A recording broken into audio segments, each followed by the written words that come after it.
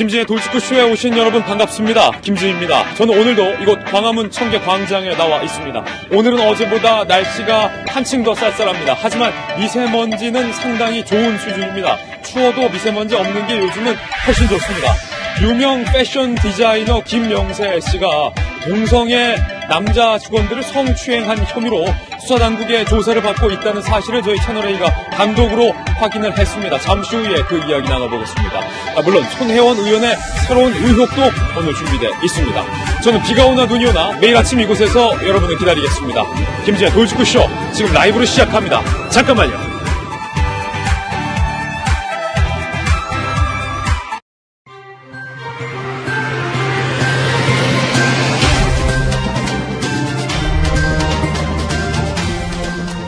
신문 읽어주는 남자입니다. 손혜원 의원이 어제 1시간 넘게 기자회견을 했지만 오늘 손혜원 의원과 관련된 새로운 의혹들이 여기저기 쏟아지고 있습니다. 먼저 오늘은 동아일보의 단독 보도로 시작하겠습니다.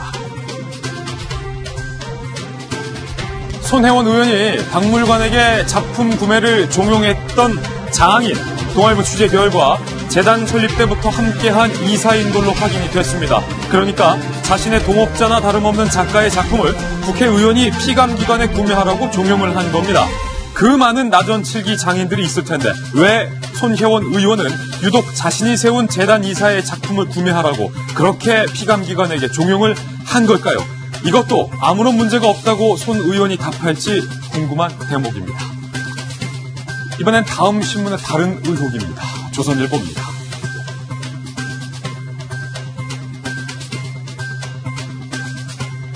손혜원 의원이 지난해 피감기관인 문체부 과장을 의원실로 불러서 호통을 쳤다고 한국당이 밝혔습니다. 호통친 이유는 이탈리아 밀라노 전시회에 자기를 데려가지 않았다는 것 때문입니다. 국회 관계자에 따르면 문체부 공무원들이 김영란법 때문에 죄송하다고 손이 발휘되도록 빌었다는 겁니다. 한국당은 손혜원 의원이 최순실을 넘어서고 있다고 비판했습니다. 다음 신문입니다. 이번엔 중앙일보의 단독 보도입니다.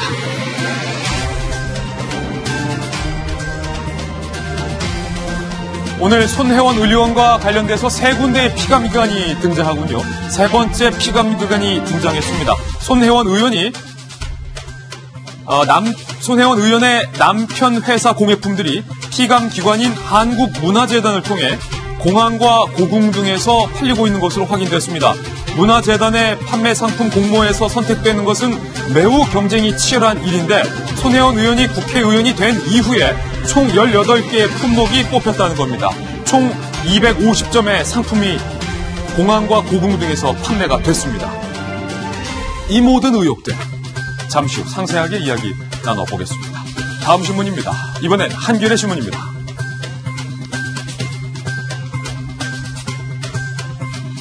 일본의 초계기가 이번에도 또 우리 군의 구축함을 위협 저공 비행했습니다. 지난번보다 더 낮게 그리고 더 집요하게 위협했습니다. 국방부는 도벨이 명백하다며 발끈했고 일본은 우리 그런 적 없다 부인하고 있는 상황입니다. 왜 자꾸 일본은 이런 식의 군사적 도발을 가하는 걸까요? 잠시 후에 이 이슈도 상세히 이야기 나눠보겠습니다. 다음 신문입니다. 이번엔 한국일보입니다. 요즘 저를 포함해 많은 분들이 사시는 이것. 그렇습니다.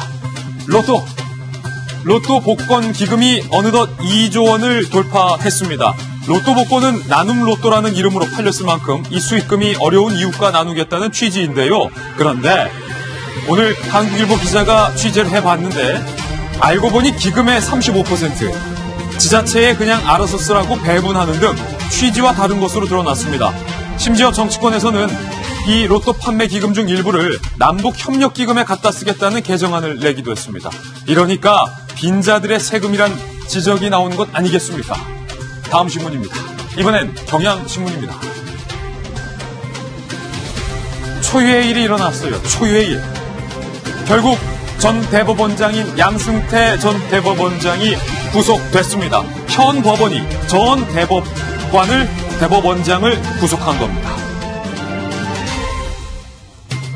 이 이야기 잠시 나눠보겠습니다. 김배은 박사님.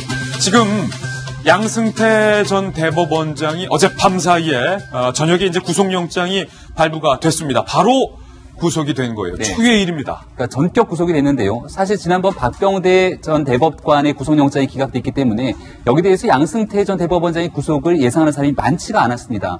사상 초유의 일이 일어났는데 전면적으로 본인에게 제기된 혐의들을 다 부인했던 것이 아마 결정적인 원인이 아니었냐라고 분석이 되는데요. 예. 김앤장 변호사를 만났던 것에 대한 문건들, 그리고 이규진 전 판사의 수첩에 나와 있는 대자에 관련된 표시들, 그리고 이 판사 블랙리스트에 관련된 내용들에 대해서 모두 전격적으로 부인했던 것이 사실상 증거인멸로도 볼 수 있기 때문에 구속이 된 것이 아닌가 싶고요. 결과적으로 이 사상 초유의 일에 대해서 재판부는 1심에서 과연 어떤 판결을 내릴지 굉장히 주목이 되는 상황입니다. 예, 노영희 변호사님, 재판을 거래했다라는 의혹이 법원에서는 일정 정도 신빙성이 있다, 개연성이 있다 이렇게 판단한 거군요.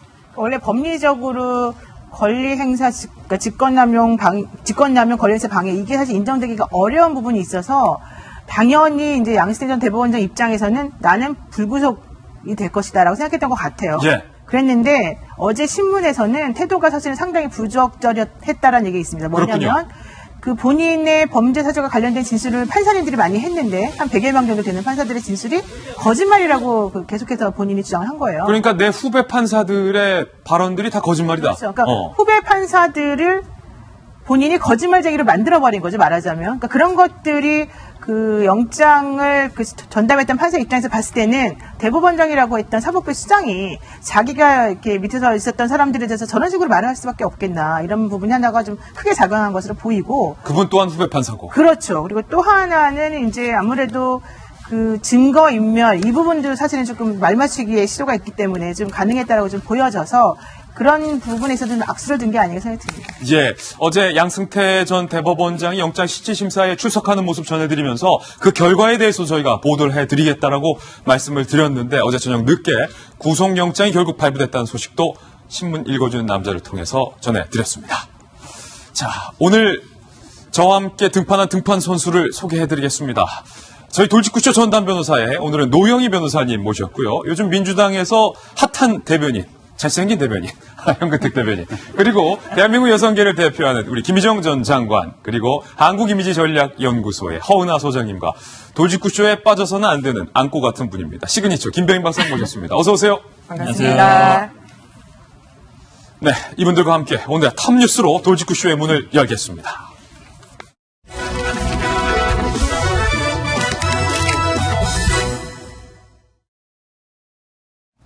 오늘 톱뉴스 주제부터 공개를 하겠습니다. 일본, 왜 그런지 모르겠습니다.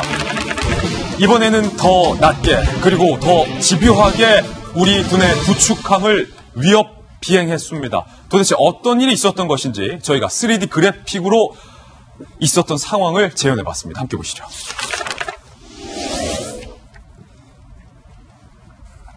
자, 지금 이어도에서 131km 떨어진 곳에서 일본의 초계기 P3E가 우리 군의 대조영함을 향해서 이렇게 낮게 60m 고도 70m를 낮게 비행하면서 대조영함을 한 바퀴 쭉 에워싸는 저공 비행을 하고 돌아간 겁니다. 다시 한번 보실까요?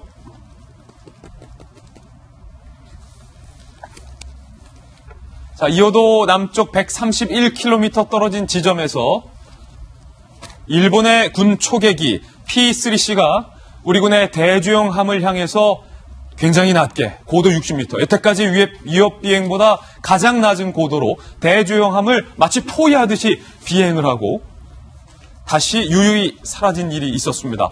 우리 군은 20번 넘게 경고 방송을 했지만 일본의 초계기는 이에 대해서 무시했다라고 우리 군은 밝혔습니다. 어떤 일이 있었던 것인지 이 사건의 디테일한 것을 저희들이 취재했습니다. 함께 보시죠. 어제 오전 10시 50분경 대조영함의 레이더에 일본의 초계기가 포착된 거예요.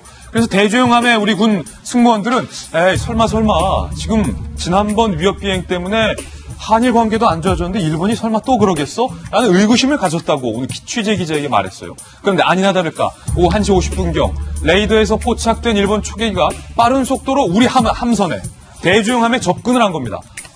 설마 했죠. 대조영함 승무원들은 계속해서 지켜보면서 와치하면서 경고통신을 20여 차례 일본 초계기 측에게 전달합니다. 우리 해역이다. 물러가라. 우리 해역이라 물러가라. 하지만 일본 초계기는 무응답. 그러니까 완전하게 무시한 거죠. 오후 2시 3분 초저고도 위협 비행을 했습니다. 조금 전에 보셨던 그 동선대로 대조영함을 포위하듯이 위협하듯이 낮고 집요하게 저기 대조영함에 타 있었던 승무원들을 제가 국방부 취재를 했었기 때문에 어젯밤에 취재를 해봤는데 이 초계기가 대조영함에 저렇게 낮게 비행을 할 때 그 초계기에서 내뿜는 엔진의 굉음이 굉장히 위협적으로 엔진파라고 합니다. 승무원들에게 고스란히 전달이 됐었던 긴박했던 상황이라고 합니다. 오후 2시 38분 해군의 레이더망에서 벗어난 그런 사건입니다. 우리 대한민국 군의 합참 본부장은 일본을 향해서 어제 이렇게 경고했습니다. 이러한 사실에 대해 일본 정부에 분명하게 재발 방지 요청을 하였음에도 오늘 또다시 이런 적어도 근접 위협 비행을 한 것은 우방국 함정에 대한 명백한 도발 행위이므로 일본의 저희를 의심하지 않을 수 없으며 이를 강력하게 규탄한다. 또다시 이러한 행위가 반복될 경우 우리 군의 대응 행동 수칙에 따라 강력하게 대응해 나갈 것이다. 하지만 일본은 오리발을 내밀었습니다. 일본 측의 해명도 나왔습니다. 무슨 소리냐, 대한민국. 우리는 위협이 되는 비행은 하지 않았다. 고도 150m를 확보했다는 거예요. 하지만 저희 레이더에는 고도 60. 전혀 다른 이야기죠. 기존처럼 국제법과 국내법을 따라서 우리가 적법하게 운용을 했다. 위협 비행하지 않았다라고 부인을 했습니다. 김정 장관님, 이게 있을 수 있는 일입니까? 어떻게 된 겁니까? 아니, 쉽게 설명하자면 예. 요즘 아파트 생활들 많이 하시잖아요. 그러면은 아파트 저 멀리서 비행기가 막 지나간다고 해서 뭐 내가 옷 갈아입거나 뭐 이런 거를 다 볼 수 있는 건 아니잖아요. 그런데 아파트 창가에 바로 딱 붙어서 예. 만약에 비행기를 띄워서 내가 행동하는 거를 다 이렇게 그것도 4번에 걸쳐서 보고 가고 있다. 예. 완전히 안방 깊숙이 들어온 거나 똑같지 않습니까? 안방 깊숙이 들어온 거다. 그럼요. 그러니까 사실상 이게 저 멀리서 하는 게 아니라 우리의 해군 거기에 우리 아파트 바로 안방에 딱 들어온 것처럼 그렇게 한 겁니다. 명백한 군사 도발이라는 거죠. 그런데다가 일본은 국제법을 넘어서서 자기네 나라 헌법도 어긴 거예요. 예. 여러분들 잘 아시지만 세계 전쟁을 일으켰기 때문에 일본은 자기네 나라 헌법 구조에 다른 나라를 공격할 수 있는 군대나 무기를 못 가지고 예. 또 교정권도 못 가지게 되어 있습니다. 그런데 그러니까 방위 차원에서만 할 수 있거든요. 그런데 우리나라 이렇게 그 해상 권역에 와가지고 이렇게 들여다보는 게 그게 자기 나라 그런 방위 차원에서의 군사적 행위입니까? 그러니까 자기네 나라 헌법도 어긴 거예요. 예. 그러면서 무슨 세계적인 지도 국가로서의 이걸 하겠다라는 건지 그렇고요. 그리고 어제 행동 같은 경우는 우리나라가 이 레이더를 이렇게 조준해기를 유도하는 느낌도 있었습니다. 오히려. 네, 왜냐하면 그거를 핑계 삼아서 회담도 그만두고 막 그랬거든요. 레이더 쏴봐, 이런 거다. 네, 그래서 지난번에 이제 그 레이더 음향이라고 일본이 말도 안 되는 다른 데서 가지고 온 거 아닌가라는 느낌이 드는 음향을 제출했는데 별로 이렇게 신빙성을 못 얻고 있거든요. 그러니까 이번에 도발해서 그 음향 녹취해서 봐라, 지난번에도 니네가 했기 때문에 우리가 이렇게 그 저행비행 했다라는 명분 삼으려고 일부러 한번 레이더 쏴봐 예. 이렇게 도발하는 듯한 그런 아주 상습적이고 악질적인 행위를 하고 있는 거죠. 예. 과연 우방국 맞는지 저는 일본이 좀 이성을 찾았으면 좋겠습니다. 예. 그런데 지난 20일에도 일본이 우리 군축함을 향해서 저공 위협 비행을 해서 논란이 됐었던 적이 있습니다. 그런데 그때 당시 일본은 적반하장식으로 오히려 한국군이 레이더를 쐈다라고 나왔었는데 그때 당시에 긴박했던 화면도 저희가 한번 다시 준비해봤습니다. 出してます。CQ 出してる。はい、了解。水コンタクト。ジャパンレディー。We override. Stop here. FD antenna. Direct to up. Also pop off over up. 지금 일본 초계기에서 우리 군축함을 내려다 볼 때도 저때 당시도 굉장히 가까웠는데 이거보다 2배 더 가깝게, 더 낮게 비행했다는 거죠. 예, 상식적으로 제가 약간 말씀드릴게요. 왜냐면 P3C라 그러면요. P라는 게 페트롤입니다. 우리 미군 측이나 우리 연합군 우리 그 나토 레임이라 그러는데 거기에는 이제 앞에 이름 붙는 게 있거든요. F 하면 파이터고 C 하면은 카고고 이렇게 씁니다. 그러면 P라는 건 결국은 이제 페트롤, 정찰한다는 거거든요. 돌아다니면서. 근데 항공기 P3C는 우리나라도 있습니다. 저기 미군이 생산하는 정찰기인데 우리나라 모든 연합군의 항공기에는 IFF라 그래서 저가 식별 장치가 있어요. 다 달아놓고 있습니다. 그럼 저 항공기가 우리 함정에도 있습니다. 최소한 수십 킬로 밖에서 알 수 있어요. 어느 나라 배인지 어느 나라 항공기인지. 그러면 이렇게 가까이 안 와도 저 비행기의 목적 자체가 적 항공기, 적 배나 아니면 적군의 그 잠수함을 탐지하는 거거든요. 이미 만약에 우리나라 함정인 거 알고 있으면 가까이 올 필요가 없는 거예요. 가까이 와서도 안 되고. 그렇죠. 올 필요가 없죠. 그리고 저기는 망망대해입니다. 굉장히 바다 한가기 때문에 최소한 수십 킬로 밖에서도 알 수 있어요. 아군 항공정인지 적군 함정 어느 나라 함정인지. 그럼 이제 확인했으면 사실은 저 항공기 목적은 이룬 거예요. 그 다음에 더 가까이 온다는 얘기, 오지 말라고 했음에도 온다는 얘기는 지금 장관님 말씀처럼 제가 보기에도 이 지난번에 사격 통제 레이더를 내놔라 이랬거든요. 그걸 뭐 제시를 못했어요. 그리고 뭐 녹취음을 꺼내니까 그럼 시간과 장소를 특정해봐라 이랬거든요. 못했어요. 그렇다 그럼 당연히 이번에도 사실은 사격 통제 레이더나 관측 레이더는 주파수가 다릅니다. 그 주파수 다른 거를 사실은 우리 그 레이더 스코프 보면 그게 다 기록이 남아요. 그럼 주파수가 얼마인지 아니면 얼마나 다가가는지 다 있거든요. 그걸 제시하면 되는데 제시를 못했단 말이죠. 그러면 어찌 보면 잠깐 궁지에 몰린 거예요. 합리적인 객관적인 증거를 제시 못한 거죠. 그렇죠. 이번에 어쨌든 그런 거를 좀 취득하기 위해서 도발한 거라 보는데 이게 어찌 보면 많은 국민들한테 우리 예전에 강화도에 윤효 사건이 있었어요. 그래도 굉장히 이제 가까이 접근하면서 공격해라. 우리가 공격하길 바란 거예요. 그러니까 대포를 쏘니까 그다음부터 엄청나게 대포를 쏘고 와서 이제 강화도 지역을 체결한 건데 어쩌면 강제로 이제 개항을 시킨 거죠. 조선시대 때. 그렇죠. 그런 어떤 의도성이 있는, 그러니까 우리 측에서 도발을 하길 원하는 어떤 의도성이 있어 보이는데요. 제가 보기에는 우리나라도 저 P3C가 많습니다. 그러니까 우리나라도 그 일본 함정에 대해서 똑같은 행위를 할 수 있고. 똑같이 할 수 있다. 그렇죠. 똑같이 할 수 있고. 그래서 좀 더 나간다 그러면 사실 우리나라가 지금 이제 저 정도 가면은 지금 F-16 같은데 한번 갔다가 한 20-30분밖에 못 있어요. 그러니까 그 시간에 딱 맞춰서 가기는 어려워요. 그러니까 우리 공중급유가 들어오긴 했는데 아직 본격적으로 훈련을 못 했거든요. 조금 만약에 근해에 있다 그러면 저는 전투기를 띄울 수도 있다. 전투기를 띄울 수도 있다. 근접 비행을 시키면 못 다가오거든요. 경고성이 있습니다. 그래서 저는 말로 강력하게 대응한다는 거 제가 보기에 별 의미 없습니다. 행동으로 똑같이 P3C를 그 일본 함정으로 띄우든가 아니면은 똑같은 행위를 했을 때 전투기를 띄우든가 해서 어느 정도 경고를 보내야 된다.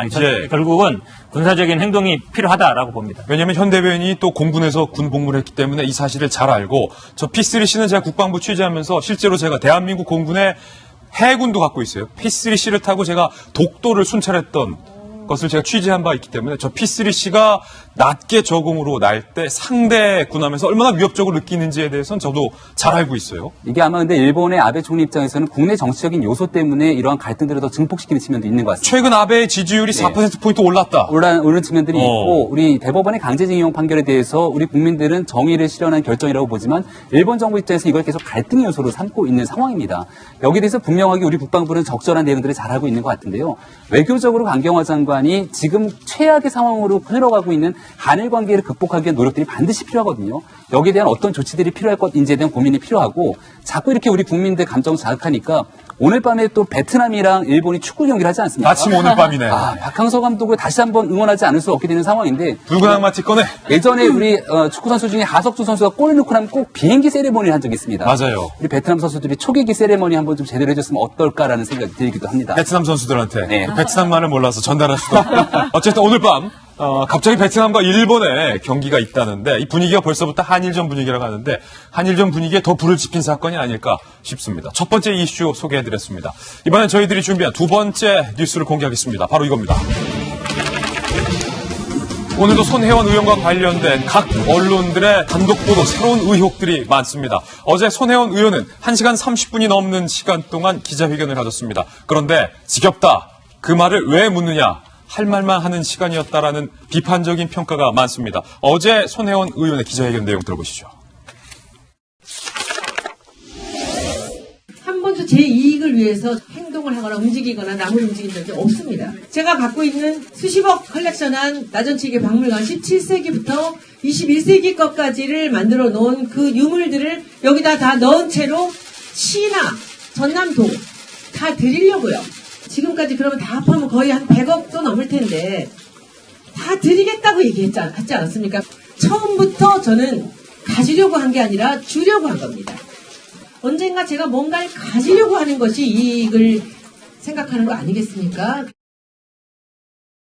손혜원 의원은 본인의 이익을 추구한 적 없다라고 항변을 했습니다. 그런데 이해 충돌 금지 의무를 위반한 것 아니냐라는 민감한 질문에 대해서는 손혜원 의원은 제대로 대답을 하지 않았습니다. 그 장면도 준비했는데 함께 보시죠. 얘기거리도 안 될 만한 일이라고 저는 생각을 했던 이런 일들이 이렇게 국가 전체를 시끄럽게 만드는 것에 대해서 저는 일단 국민들한테 너무 죄송하게 생각합니다. 그러나 이제 여러분들이 왜 저를 이렇게 자꾸 링 위로 올려놓는지 그 부분이 아직도 좀 저는 이해가 잘 되지 않아요. 혹시 SBS 기사분도 오셨습니까? 어디 계세요? 그런 질문을 한다는 게 제가 참 이해가 안 됩니다. 여기까지 내려오셔서 제가 그동안 쭉 밝혔는데 그 말씀을 하시는 게 제가 검찰 조사 곧 받을 거니까 그때 다 알려드릴게요. 그 얘기는 도망받겠습니다. 네, 이해 충돌은 지겨워서 못하겠습니다. 그런데 제가 증여를 한 제 조카들의 집을 지금 여러분들이 저한테 이것을 국가에 줄 거 아니냐 이런 거를 고르실 권리가 있는가 있어요. 제 아버지 얘기를 갖고 기사로 만든 사람들에 대해서는 말하고 싶지 않습니다. 독립운동을 했다는 이유로 평생을 그런 불이익을 받고 산 아버지에 대해서 이거는 보험사를 통해서 들으십시오. 대답하지 않겠다, 지겹다, 묻지 마라, 이해가 안 된다, 보훈처에 물어봐라, 검찰 조사에서 밝히겠다. 그럴 거면 기자회견 왜 한 겁니까? 이럴 거면 기자회견 왜 한 거예요? 저도 이해하기가 어렵습니다. 기본적으로 과유불급이라고 하는데 너무 많은 무리수를 두고 좀 욕심을 내신 게 아닌가라는 생각이 듭니다. 대부분의 사람들은 보이는 것을 믿고 또 듣는 것을 믿잖아요. 그렇기 때문에 그 보이는 부분에 대한 신경은 좀 많이 쓰신 것 같아요. 이미지 차원에서. 기본적으로 제가 이제 여기 들어오시기 전부터의 그 영상을 좀 봤는데요. 팬미팅 하는 느낌이 좀 많이 들었죠. 주변의 목포 시민들과의 팬미팅을 하는 그런 기분으로 들어오시는 느낌이 들었고, 또한 지금 자리에 앉아서 지금 기자회견을 하는 모습도 사실은 토크 콘서트를 한다라는 느낌으로 느껴졌습니다.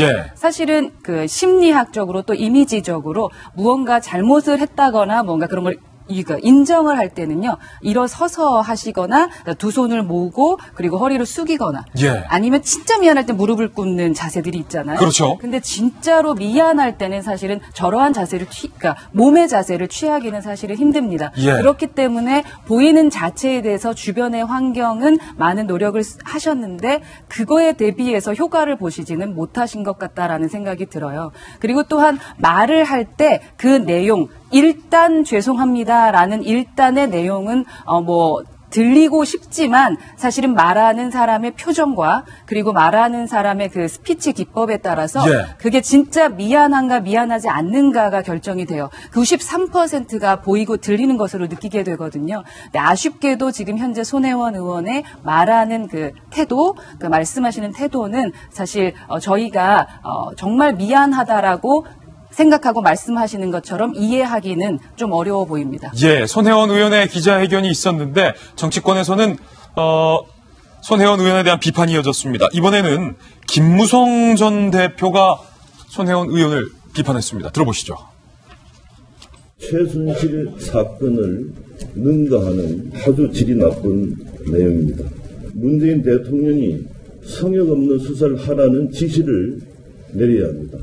이 사건을 제대로 처리하지 못하면은 결국 문재인 대통령도 제왕적 대통령제 하에서 또다시 실패한 대통령으로 기록될 것이라는 경고를 합니다. 오늘 각 언론들에서 손혜원 의원과 관련된 새로운 의혹들을 단독으로 취재해서 보도를 하고 있습니다. 저희가 크게 세 가지를 준비해봤습니다. 출력물로 출력을 해봤는데 하나하나씩 좀 소개를 해드리겠습니다. 함께 보시죠. 압박, 호통, 갈등, 손혜원, 또 새로운 의혹. 첫 번째 의혹입니다. 박물관에게, 국립중앙박물관에게 아니 이 작가의 작품을 왜 안 사느냐라고 수차례 구매를 종용했었던 그 나전칠기 작가.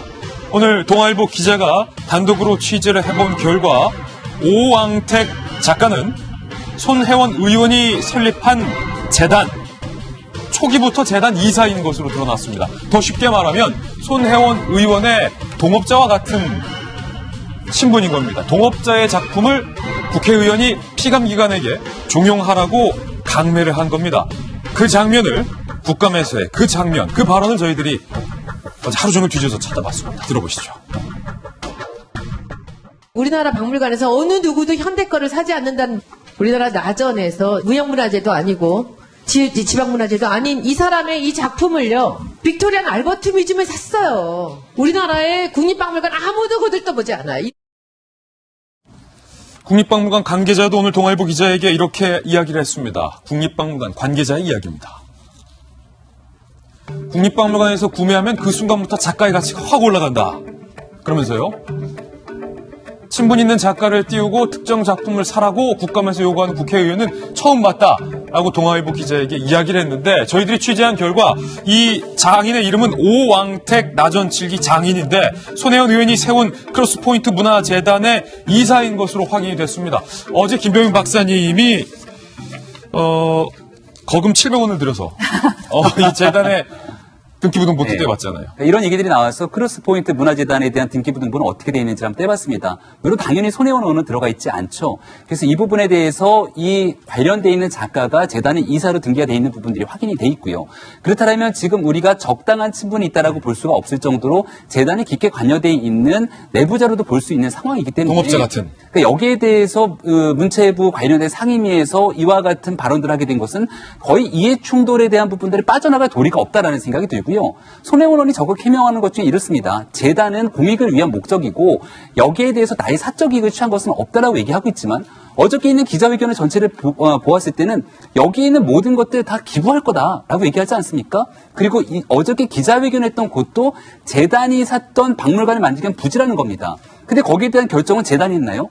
실제로 손혜원 의원의 기자회견을 보게 되면 재단의 의사결정은 곧 손혜원의 의사결정입니다. 기부를 하겠다는 것도 재단이 공개적인 절차와 방법에 따라서 정해진 정관에 따른 의사결정을 해야 되는데, 손혜원 의원은 재단의 의사결정을 미칠 수 있는 일의 권한도 없습니다. 예. 하지만 어저께 기자회견을 보게 됐을 경우는 손혜원 의원이 다 재단 기부한다라고 얘기를 천명하는 바에 따라서 재단에 대한 막강한 영향력은 손혜원 의원이 행사할 수 있구나라는 구조를 분명하게 보여줬죠. 손 의원 거다 사실상. 근데 거기에 대한 재단의 이사로 등재되어 있는 사람의 작품을 사라고 종용을 했는데, 실제로 이것이 성립이 되지 않았다 하더라도 국립박물관이 받게 되는 압박은 상당했다라고 인터뷰가 나오게 되는 것이고요. 지금 우리 국립중앙박물관에서 이렇게 최근에 있는 현대인 작가의 작품을 산 전례가 없다라고 얘기를 하고 있는 만큼 이것은 이해 충돌에 대한 부분들이 명확하다라고 저는 생각합니다. 이게 상당히 좀 민망한데 통상적이진 않아요. 국회의원이 본인이 관할하고 있는 피감기관에게 특정 작가, 수많은 나전칠기 장인들이 있을 텐데 특정 작가 오왕택 씨를 꼽아서 작품 사라라고 계속 구매를 종용했는데 알고 보니 나랑 동업자였더라. 민망해요. 사실 조금 목포의 근대 역사문화 거리를 문화재를 지정하게 한 것과는 별도로 지금 손혜원 의원 관련해서 이제 의정 활동을 펼치면서 본인이 조금 오해받을 수 있는 소지의 행동을 많이 한 것으로는 지금 보입니다. 그렇군요. 저도 이제 오늘 기사를 봤는데, 예컨대 2016년도에 5억의 예산을 따서 그 예산을 가지고 2017년도 6월에 홍대 앞에 있는 홍대 앞에서 인디 페스티벌을 개최한다는 이제 사업. 그건 저희가 잠시 후에 또 자세히 얘기 나눠보겠습니다. 그러니까 그것과 관련해서 또 문제의 자부이 많이 나오고 있는데, 그런 식으로 따져보게 되면 손혜원 의원이 그동안 했던 여러 가지 모든 활동들이 전부 다 약간 강압적으로 이루어지고 본인과 좀 이해관계가 있는 사람들을 추천하는 방식으로 이루어진 것처럼 보이기 때문에 그런 부분에 있어서는 상당히 부적절해 보이고, 또 어떤 방식으로든 설명을 하더라도 그 사람들이 보기에 좀 납득이 안 가는 부분이 있습니다. 그래서 그런 부분 관련해가지고는 좀 명확하게 그 당시에 팩트가 무엇인지 확인을 하고, 만약에 잘못이 있다 그러면 좀 사과를 하는 방식이 필요하지 않을까 싶습니다. 현 대변인. 네네. 그 재단에 이사나 감사로 등록돼 있다 해서 동업자를 할 수는 없어요. 동업이라는 건 경제적인 문제예요. 무슨 가치 지켜야 되느냐는 거라서, 물론 등록된 사람 당정인이 어느 정도 관계가 있는 사람이에요. 실질적 영향이 있는지 없는지 모르겠지만 이 재단에서 가장 중요한 건 어쨌든 영향력이 미친다는 겁니다. 우리가 옛날 청계재단이나 미르재단처럼. 그럼 결국은 남편이 대표를 맡고 있다 그러면 이거 누가 봐도 영향력이 미치는 거예요. 이거를 나중에 사실은 어제 기자회견에서 제일 중요한 거는 기자들이 직접 거기 현장에 와서 봐라. 그다음에 두 번째는 이제 지금 부동산과 지금 유물을 나중에 국가나 지방자치에 기부하겠다. 말로 했는데, 이걸 사실은 가장 좋은 방법은 이 재산들을 그 재단의 기본 재산을 편입시키면 돼요. 그리고 정관에 물론 나중에 해산할 때 국가라든지 지방자치단체 아니면 다른 어떤 유사한 단체에 기부할 수 있지만 그래도 명확히 넣으면 돼요. 그래서 저는 어느 정도 그 지역에서 문화 활동을 하시거나 아니면 공익 활동을 하시는 분들을 좀 이 재단으로 넣을 필요가 있다. 임원으로 넣어서 이 재단 자체에 약간 공적인 기능을 강화시키면 제가 보기에 당장 나중에 왜냐하면 기부하겠다고 해도 나중에 뭐 실제 다른 식으로 이렇게 하는 방법이 있거든요. 사람들이 그래서 의아하게 생각합니다. 그러면 법이 일단 재단 자체를 좀 공익화 시키시고 이 재산들을 다 지금 기본 재산으로 편입시켜서 함부로 처분하지 못하게 하시고 정관을 수정하셔서 이걸 나중에 이게 국가라든지 지방자치 기부할 수 있게끔 만들어 놓으면 제가 보기에 누구도 의심하지 않을 것 같습니다. 김희정 장관이 국회의원도 여러 번 하셨고 장관도 하셨으니까 질의도 해보고 질의도 받아보셨잖아요. 국감 때. 네. 이런 국감의 질의 보셨습니까? 네. 정말 전무후무한 것 같아요. 그래서 지금 많이 나오고 있고 본인이 회피하고 있는 답변 중에 하나가 이해충돌 관련된 질문만 나오면 전혀 답을 안 하고 있잖아요. 그래서 그 부분을 얘기했으면 합니다. 뭐냐 하면 손혜원 의원이 그냥 마포 사는 동네 아줌마면 이해충돌이라는 말을 할 필요가 없죠. 그냥 복부인인가 보다. 이렇게 생각을 했겠죠. 그냥 복부인인가 보다. 그렇게 생각을 했겠죠. 그런데 중요한 거는 손혜원 의원은 지금 대한민국 국회의원이기 때문에 이해충돌이라는 말이 계속 나오고 있는 겁니다. 뭐냐 하면 본인의 신분, 국회의원이라는 신분, 그리고 국회에서 문화관광위원회 여당 간사라는 신분을 계속 활용을 하고 있다는 게 이제 드러나는 거죠. 왜냐면 피감기관이잖아요. 국립중앙박물관.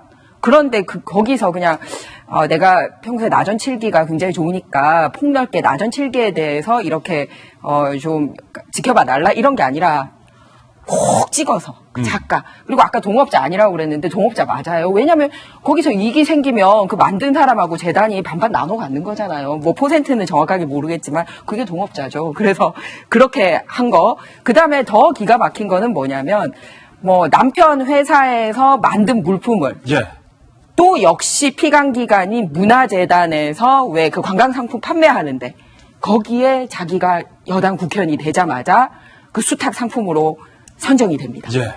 그리고 18가지나 해가지고 250여 작품이 뭐 서울역이라든지 공항이라든지 이런 데서 정말 좋은 자리에 이렇게 전시가 돼서 사람들에게 팔려 나가는 거죠. 그러니까 이것도 피감기관에 영향을 준 거잖아요. 피감기가 아닌 목포시나 뭐 이런 데도 영향을 받고 어쨌든 여러분들 잘 아시지만 1,100억 원이나 앞으로 문화재 거래에 들어올 거라든지 보훈처를 통해서 이렇게 아버지 지정받은 거라든지 이게 다 그냥 아줌마가 아니라 국회의원이라는 신분을 활용했기 때문에 이해충돌 금지에 해당된다라는 겁니다. 현대변인. 그래서 마무리하자면 뭐냐면 이번에 어제 기자회견에서는 정확하게 공직선거법 위반을 본인이 만천하가 보는 데서 해버렸어요. 공직선거법에 의하면 그 백지 신탁한 재산에 대해서는 어떤 식으로든 지시를 하든 경영을 하든 관여를 하면 안 되도록 명시가 되어 있습니다. 그런데 본인이 백지 신탁한 회사에 대해서 내가 기부할게. 그리고 사실은 내가 얘기해서 샀어. 이런 걸 본인 입으로 다 밝혔잖아요. 그러니까 스스로 공직선거법 위반했다라는 것도 이미 기자회견을 통해서 만천하에 밝혀버린 결과가 됐기 때문에 어제 기자회견 자체가 이해충돌 금지에 위반한 기자회견이었다. 그 말씀 드리고 싶습니다. 장관님 말씀에 토다는 건 아니고요. 이제 공직자 선거법은 아니고 공직자 윤리법에 네. 백지 신탁을 하면은 관여할 수 없게 되어 있는데 일체 관여 못하는 건 아니에요. 왜냐하면 제가 회사를 설립했는데 신탁을 해버렸어. 그럼 회사 경영 전혀 못하느냐? 그건 아니에요. 신고를 하면 돼요. 예조항이 있습니다. 그러니까 앞으로 신고를 하셔야죠. 만약에 직접 지시를 하거나 관여를 했으면 신고를 하시면 되죠. 그렇죠. 그다음에 동업자라 그러는데 동업은 사실은 이제 법적으로 따지면 자기가 출자를 해야 돼요. 어느 정도. 그러니까 재단을 만들 때 돈을 내야 돼. 돈을 내고 거기에 이익을 가져가야 돼요.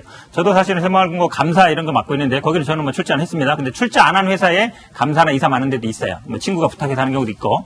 그런 게 그러니까 동업이란 개념과 어떤 재단의 이사를 맡고 있는 거는 동일한 개념은 아니다. 물론 내부적으로 예를 들어서 거기서 이익이 나면 얼마를 가져간다. 약정이 있으면 동업자로 볼 수 있어요. 근데 임원으로 등록됐다 해서 무조건 동업자는 아니다라고 말씀드립니다. 두 번째 피감기관이 오늘 등장을 합니다. 두 번째 의혹인데요. 함께 보시죠. 앞서는 동아일보, 이번엔 조선일보가 보도하고 있는데요. 피감기관인 문체부의 과장을 의원실로 불렀어요. 호통을 쳤습니다. 손혜원 의원이. 한국당의 주장인데요. 호통친 이유는 뭘까요? 직접 들어보시죠. 손혜원 의원은 최순실을 넘어서고 있다는 것이 지금 현재 제가 어제 들은 문화체육관광부 공무원들의 얘기입니다. 지난해에는 그 밀라노 공예 비엔날레에 자신을 대동하고 출장을 가지 않는다는, 그곳에 모시고 가지 않는다는 이유로 담당 과장을 자신의 의원실로 불러서 호통을 치고 그런 일이 있었습니다. 김병민 박사님, 사실은 손혜원 의원이 국회의원으로 선정되기 전에 밀라노 패션 위크에 이제 깊숙이 관여를 하고 또 우리 정부를 대표해서 또 밀라노 패션 위크의 어떤 디자인 감독 역할을 많이 했었는데 국회의원이 되고서부터는 사실은 국회의원 신분이니까 이제 밀라노 일을 할 수 없게 되죠. 내려놨는데 작년에 문체부 과장을 불렀다는 거예요. 네. 왜 나를 문체부 예산으로 안 데려가느냐. 거기 깊이 관심이 있었던 건 사실인 것 같고요. 일각에서는 최순실 씨와 비교하는 사람들이 있는데 저는 그건 좀 아닌 것 같아요. 왜냐하면 최순실 씨는 실질적인 실력이 없는데 여러 가지 개입을 했던 정황들이 있는 건데 일단 손혜원 의원 같은 경우는 여러 가지 이 분야에 대한 전문성은 있는 것 같아요. 실력은 있어요. 그러니까 그렇기 때문에 국회의원이 되기 전에 밀라노에 대한 전시회 예술감독으로 활동을 했던 적이 있습니다. 근데 문제는 전문성이 있는 것과 공익적인 관점을 갖고 있는 것에 대한 분명한 개념들이 있어야 되는데 그때도 대한민국을 대표한 예술감독이었잖아요. 나가서 출품된 작품에 본인이 소유하고 있는 작품들을 같이 가져와서 이걸 판매했다는 겁니다. 그때도. 여기에 대한 공익적인 문제에 대한 충돌을 다시 한번 오늘자 조선일보는 보도를 하고 있는 상황인 거고요. 시간이 지나서 국회의원이 됐습니다. 아무리 내가 했던 곳이기 때문에 관심이 있더라도 여기에 대해서 이런 일들이 예산이 적법하게 집행이 됐는지 문제는 없었는지에 대해서 관리 감독하는 게 국회의원의 역할이지 않습니까? 근데 여기를 내가 반드시 가야 된다고 데려가라고 문화체육관광부에 호통을 쳤다라고 얘기를 해서 지금 인터뷰에 나온 내용들에 따르면은 정말 싹싹 빌다시피 해갖고선 의원님 안 됩니다라고 얘기를 했다는 거예요. 대한민국이 김영란법이 통과되면서 여러 가지 일들이 바뀌었습니다. 피감기관의 예산으로 국회의원이 해외로 나가게 되는 것이 얼마나 엄중한 일인지 지난번 김계식 금감원장 사태 때 우리가 다 보지 않았습니까? 예. 그런 일이 있는 상황 속에서 손혜원 의원이 그와 같은 주장을 했는지 현재로서는 문체부 등에 대한 증언들을 바탕으로 기사를 쓰고 있는데요. 여기에 대해서도 손혜원 의원이 새로 나온 얘기니까 적극적인 해명이 필요하다고 생각합니다. 일단 한국당의 주장이라는 건데 아니 저 궁금한 게 아까 기자회견 때 보면 이해 충돌에 대해서 묻는 기자나 아니면 아버지의 국가유공자 지정에 대해서 묻는 기자에게 손혜원 의원이 호통을 치는 장면을 조금 전에 봤어요. 근데 한국당의 주장이 사실이라면 문체부 과장에게도 호통을 쳤다는 건데 왜 이렇게 호통을 치세요? 기본적으로 그 직업 때문도 있는 것 같고 그래요? 살아온 문화 때문에도 있는 것 같아요. 기본적으로 보이지 않는 것을 파는 직업이잖아요. 기본적으로. 홍보 전문가라는 그렇죠. 것은. 그리고 확실히 어떤 걸 측정할 수가 없어요. 이게 진짜 성과를 낼지 안 낼지는 가봐야 되는 겁니다. 그렇기 때문에 처음엔 설득을 시킬 때 자기 주장이 정말로 옳다라는 것을 강하게 내세워야 됩니다. 근데 그 직업을 20년 이상을 하시다 보니까 누군가를 특히 좀 성과를 냈던 사람이기 때문에 내 말을 믿어. 안 믿으면 네 손해야. 라는 식의 기본적인 그 직업병 같은 것이 좀 있었을 것 같고요. 그리고 회사를 하신 지가 참 오래되셨잖아요. 그러면서 대표로 있다 보면 어느 순간 그 대표의 일이라는 게 상당히 너무 많다 보니까 많은 이야기를 듣는 거를 원치 않아요. 딱 단순하게 얘기하고 한 장짜리 레포트로 받는 걸 가장 좋아하거든요. 그래서 뭐 요지가 뭐야? 간결하게 말해. 그렇죠. 요지가 뭐야? 라는 그것만 얘기하고 싶고 또 내가 아까 얘기했는데 왜 다시 반복해? 내가 얘기한 거 못 들었어? 라는 것이 좀 있어서 그것 때문에 이제 대표님들이 교육을 받아요. 갑질로 오해받으실 수 있으니까 스피치에 조심을 하셔야 된다. 그런데 이제 오너로 계속 있다 보니까 아무래도 말하는데 그러한 좀 습관들이 나온 것이 아닌가라는 생각이 들어서 좀 안타깝죠. 근데 어제 이제 호통 기자회견에서 말씀을 좀 드리자면 호통치면서 아니 내가 다 국가에 줄 거라니까 막 그러면서 이제 막 목소리 높였거든요. 근데 그게 이제 변호사들이 지금 해설한 걸 보면 뭐라고 얘기하면 사기범들이 이제 사기 쳐놓고서 이제 보통 형사 구속이 되면 나 빌린 거다라든지 갚으려고 그랬다 이런다는 거예요. 그런데 중요한 건 그럼 그 사람이 사기죄가 안 되냐면 그 사기 칠 때의 행위로 봐서 사기죄가 성립이 된다라는 거예요. 방금 하신 말씀은 일반화할 수는 없지만. 일반화할 수 없지만 그냥 제가 그냥 예를 하나 들고 그런 식의 해석을 하는 변호사들도 있다라는 말씀을 드리고요. 그리고 밀라노가 문제가 되는 건 뭐냐면 단순하게 같이 안 갔다 왜 나를 의전해서 모시고 가지 않느냐라는 데서 끝난 게 아니고요. 본인이 예술감독하면서 딱 두 가지 작품을 이렇게 추천해서 국가가 미는데 하나는 본인 소유한 작품을 내보냈었어요. 조약돌이라고. 예. 그리고 또 하나는 뭐냐면 민속박물관의 학예사에 대해서 왜 극찬을 했었던 그 학예사가 있었거든요. 손혜원 의원이. 예. 그분의 아버지의 작품이 역시 또 이때도 등장을 합니다. 그러니까 다 본인 주변 인물들이 이렇게 얽히고 설켜서 전부 다 이해관계자들이 밀라노까지 등장하는 것을 볼 수 있습니다. 노명사님. 약간 조금 이제 확인해봐야 될 건 있는데 이게 2013년하고 2014년도에 그 밀라노 그 디자인위크 한국관에서 한국공예법고 창신이라고 하는 예술감독으로 이제 발탁이 되지 않습니까? 근데 그게 그 본인이 그 당시 물론 민간인 신분이었지만 14억이라고 하는 돈 예산을 지원받았었어요. 그 당시에 엄청나게 잘 됐다라고 또 얘기도 됐었어요. 그랬는데 그 이후에 예산이 갑자기 6억으로 떨어진 거예요. 그러니까 이제 손혜원 의원 입장에서는 그렇게 잘 됐던 것이고 14억도 사실 모자란 것인데 왜 6억밖에 안 주냐라고 하면서 예산을 좀 증액해달라고 요구를 하게 됩니다. 그러면서 예산을 좀 증액해주면 내가 원래 잘하던 분야니까 가서 더 잘할 수 있겠습니다라고 얘기를 했던 것이고 그래서 예산이 8억으로 조금 2억 늘었다가 10억으로 최종적으로는 증액이 되게 됩니다. 예. 그러니까 본인 입장에서 봤을 때는 이제 이렇게 내가 증액을 하는데도 힘을 썼고 또 내가 제일 잘 아는 사람이니까 가서 좀 더 잘해보고 싶다. 최고의 전시가 될 수 있도록 하고 싶다라고 하는 게 본인 바람이었는데 답답한 마음은 있었을 것 같아요. 그렇죠. 그랬는데 이제 거기에서 본인을 쏙 빼놓고 이제 가다 보니까 아 이건 너무 섭섭하다라는 식으로 이제 항의를 좀 했던 것으로 보여요. 근데 이게 문체부 장관은 막 호통을 쳤는지까지는 잘 모르겠어요. 그래서 그 부분에 대해서는 확인을 좀 해야 될 것 같은데 어쨌든 본인 입장에서 보자면 내가 그동안 되게 잘했었던 것이고 또 내가 이런 것들의 전문가이기 때문에 나에 대해서 얘기를 하든지 양해를 좀 구해줬으면 좋겠다라는 취지로 말했던 것이 좀 이렇게 오해다라는 식으로 좀 설명은 하고 있습니다. 예, 세 번째 의혹도 한번 살펴보겠습니다. 지역구 축제를 무리하게 추진하다가 홍대 음악인들과 갈등을 빚었던 것을 한국일보가 오늘은 단독으로 취재해서 보도를 했습니다. 그 전말 함께 보시죠. 홍대 음악인들과 갈등. 홍대 음악인들과는 왜 갈등을 빚으셨습니까? 손혜원 의원이 당선된 직후에 손혜원 의원의 지역구인 마포구에 예산 5억을 따냅니다. 그 예산 5억은 홍대 인디음악 축제입니다. 상당히 이때까지는 취지가 좋았어요. 문체부가 2017년 6월에 인디음악 활성화를 위해서 홍대 앞 인디 페스티벌 개최 지원 사업을 공고한 거죠. 손혜원 의원이 예산 5억을 따온 거예요. 홍대는 마포구니까. 그런데 홍대 인디음악계에서는 아무도 입찰을 안 했다는 거예요. 그때 당시에 이거 내정자가 있는 것 같다라는 소문도 돌았다고 해요. 그 내정자로 지목됐던 당시의 단독 입찰자가 누구였냐면 홍대 인디음악계와는 전혀 무관한 한 협동조합이 이 공고에 단독으로 지원을 하게 됩니다. 근데 알고 봤더니 그 협동조합의 간부 하모 씨가 사업 공고 전까지 바로 직전까지 손혜원 의원실에서 근무를 했던 사람인 것으로 한국일보 취재 결과 확인이 됐습니다. 이 사실이 알려지자 홍대의 원조 인디 음악가들이 조직적으로 반발을 했고 해당 축제가 표류하자 손혜원 의원이 이때에도 문체부를 압박했다는 거예요.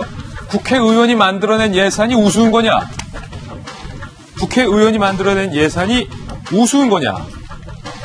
세 차례 사업 공고 후 민간 사업자로 결국 선정이 됐다라는 사실을 오늘 한국일보가 단독으로 확인을 했는데요. 그때 당시 문체부를 압박할 때 반대하는 인디 음악계에 대해서 얼렁뚱땅 반대하는 사람들이다라고 표현을 했던 사실도 한국일보가 확인을 했습니다.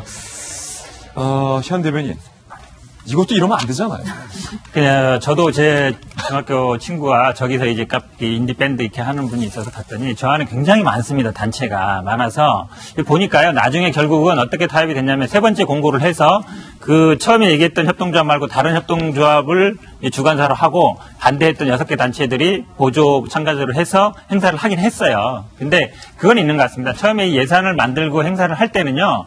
물론 공고를 하지만 어느 정도 이분들하고 그 사람들 요거 사람들하고 하겠다 이런 게 있거든요. 그걸 단순히 내정이라고 하긴 그런 것 같고요. 왜냐하면 그냥 막연하게 예산 먼저 짤 수는 없거든요. 이렇게 행사를 하겠다를 짜는 거라서 물론 처음에는 이제 처음에 두 번째는 아마 선정이 안 된 것 같아요. 그래서 세 번째는 결국은 그래도 다른 업체를 선정하고 그 반대했던 분들도 같이 해서 행사를 했기 때문에 이게 아마 반대했던 이유가 이 행사 자체가 반대하는 게 아니라 여기 이 단체가 많은데 이걸 일회성 예산으로 끝내서는 안 된다. 좀 지속적으로 지원을 해라. 이런 취지였기 때문에 저 행사 자체를 반대한 건 아니었거든요. 그런 취지다 보면 결론적으로는 제가 보기에 잘 마무리가 된 것 같습니다. 아니 막연하게 행사하면 안 된다고 말씀하시면은 이 행사뿐만 아니라 다른 행사에도 다 그런 식으로 내정해. 그게 아니고 그 말씀은 아니고요. 네. 어느 정도 행사를 할 때는 취지라든지 아니면 어느 정도 어떤 팀들이 할 거라는 거를 사전에 어느 정도 섭외를 해서 하지.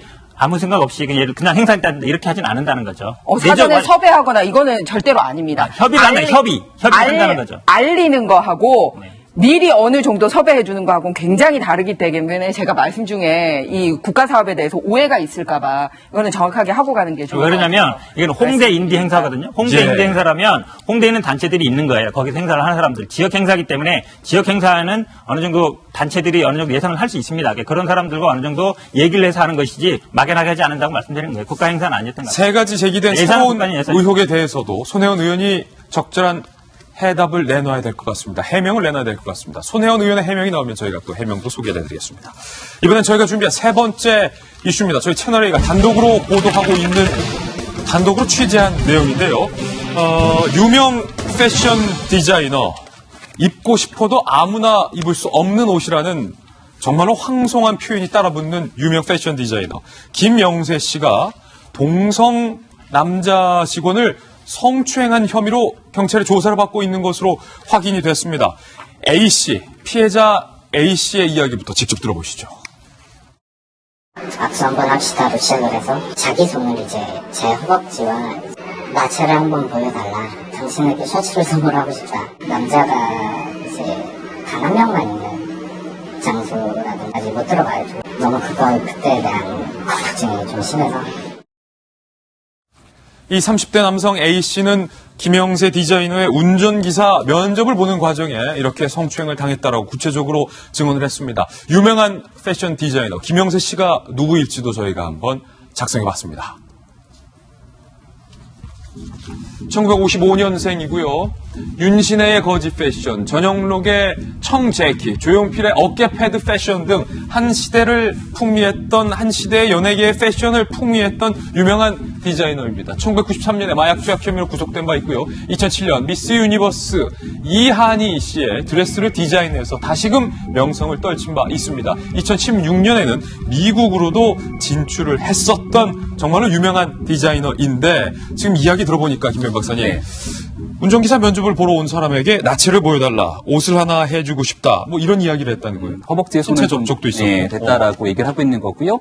이 돈을 받고 월급을 받고 싶으면 침실로 와라라고 얘기를 했다라고 하는 겁니다. 뭐 로션을 주면서 마사지를 받고 싶다 등에 대한 여러 가지 언급들이 나오는데 일단 김영세 씨는 이 부분을 전면 부인하고 있는 상황입니다. 김영세 씨 얘기를 들어보니까 내가 동성애자인 것을 알고 접근해서 이제 돈을 좀 뜯으려는 것이 아니냐라고 얘기를 하고 있는데요.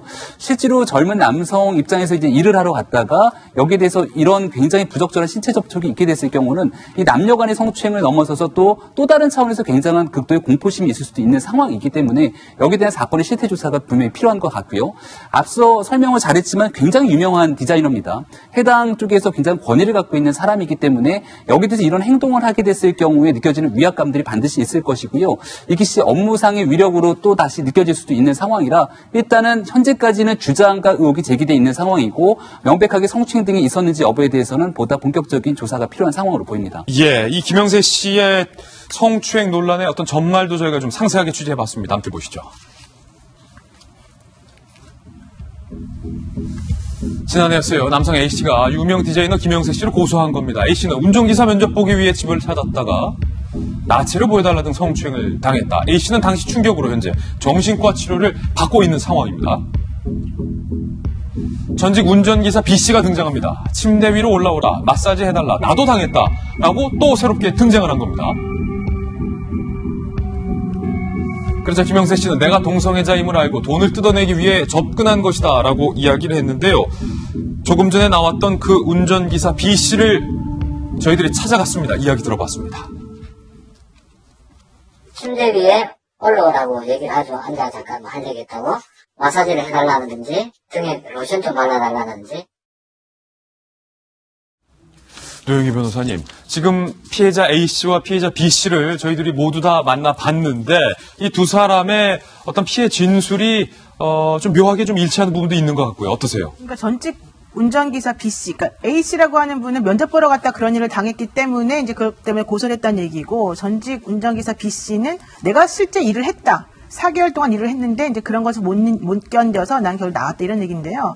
결국 두 명의 얘기를 들어보게 되면 이제 동성 간의 성추행과 희롱적 발언이 있었던 것으로 보입니다. 문제는 지금 그 김영세 씨가 이거를 부인하고 있기 때문에 정말로 김영세 씨가 그런 식으로 말을 한 대화가 있는지 이런 녹취 같은 객관적인 증거들이 있는지가 사실 좀 중요할 것 같아요. 왜냐하면 예전에는 우리나라 형법에 강간의 객체, 그러니까 강간을 당할 수 있는 사람은 부녀로만 한정된 경우가 있었어요. 그러니까 남성은 아예 그런 대상도 안 된다라고 인식이 있었던 거거든요.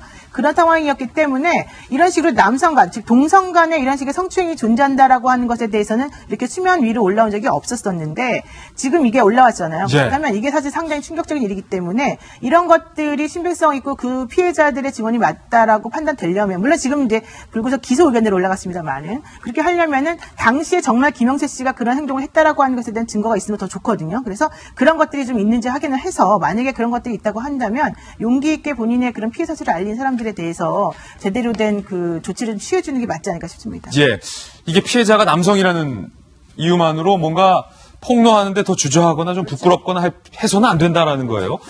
피해자의 성별은 중요하지 않다. 김영세 씨 본인도 저희가 만났습니다. 뭐라고 해명했을까요? 이야기 들어보시죠. 할 수 있는 상황이 못 됐어요. 그 친구는 2m 안에 내외를 내 가까이 오지 않았으니까요. 이게 연극입니까? 아니면 드라마입니까? 이제 아마 저분이 면접 보기 전에 아마 녹음을 한 것 같아요.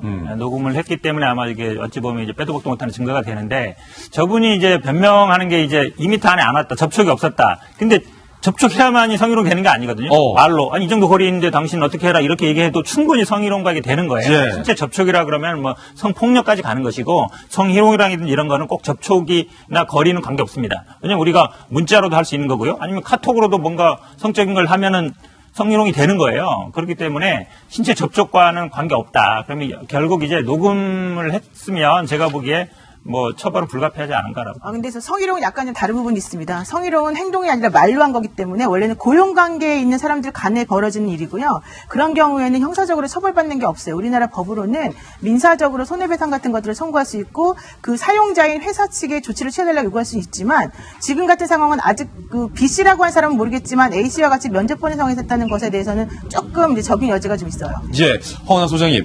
이 김영세 씨가 사실은 최근에 저는 그 이한희 씨의 드레스를 디자인했다라는 인물로 네. 너무나도 잘 알고 있었는데 워낙 조심스러운 부분이 좀 있는 게 동성간의 성추행 문제 사실은 좀 당했던 피해자들도 쉬쉬하는 경향도 있었고 그렇기 때문에 사회적인 수면 위로 이것이 드러내는 게 어찌 보면 이번이 처음이 아닌가라는 생각도 들고요. 네. 국내 스타일리스트 1호이기 때문에 더 좀 충격적인 것 같고요. 너무나 유명하신 분이셨고, 좀 이제 잘 되기를 바라는 마음이 있었는데, 다만 시대를 이제 좀 이해하실 필요가 있을 것 같다라는 생각이 들어요. 요즘에 이제 면접을 보는 선배님들이라던가 후배들 이야기를 들어보면 면접 자체의 분위기가 완전히 많이 바뀌었습니다. 면접을 볼 때 결혼을 했느냐, 안 했느냐, 아이가 있느냐, 없느냐, 뭐 남자친구가 있느냐, 없느냐, 그런 부분에 대한 질문 자체를 못하게 돼 있어요. 남자친구 있느냐 이것도 못 물어본다. 네네. 그런 질문을 잘못하게 되면은 또 다른 오해를 불러일으키고 그거에 대해서 뭐 게시판하고 이메일이 난리가 난다고 합니다.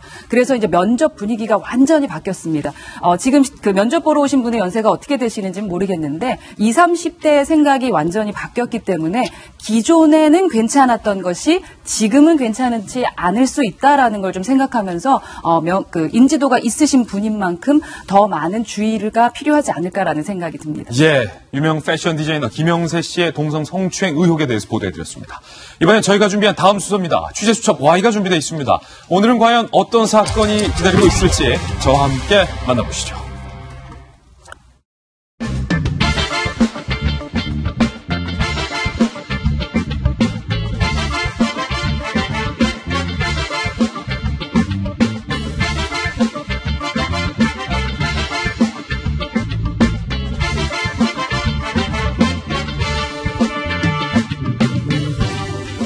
취재수첩 Y입니다. 오늘도 돌직구쇼 수사반장이자 대한민국 최고의 수사통 백희종 전 팀장님 나오셨습니다. 안녕하세요. 안녕하십니까.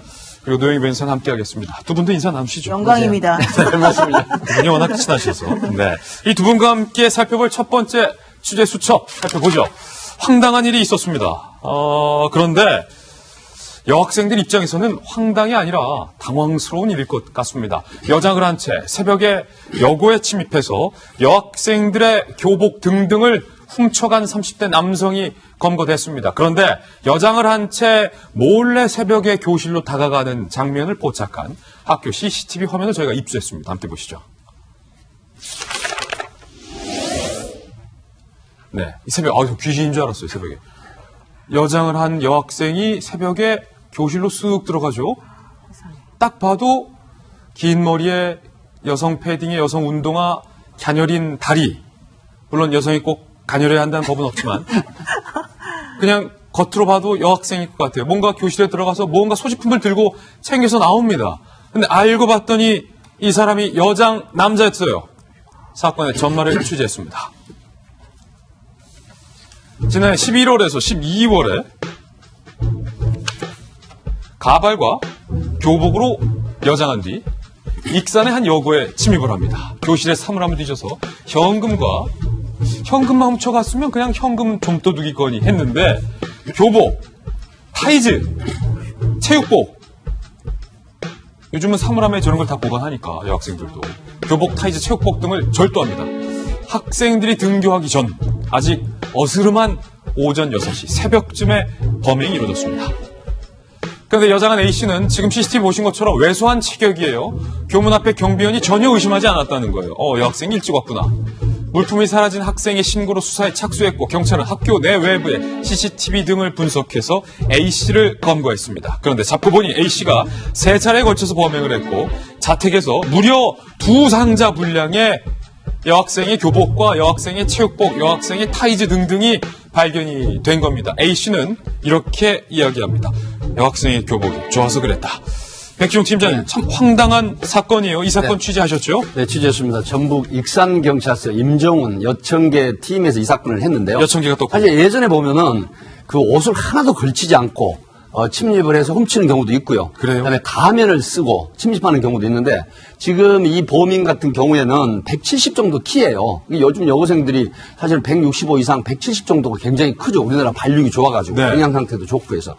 그래서 이제 가발을 준비하고 여성 옷, 롱패딩 같은 걸 준비하고 또 여성들이 흔히 드는 가벼운 우산까지 들었는데 경비원도 깜빡 속았다고 해요.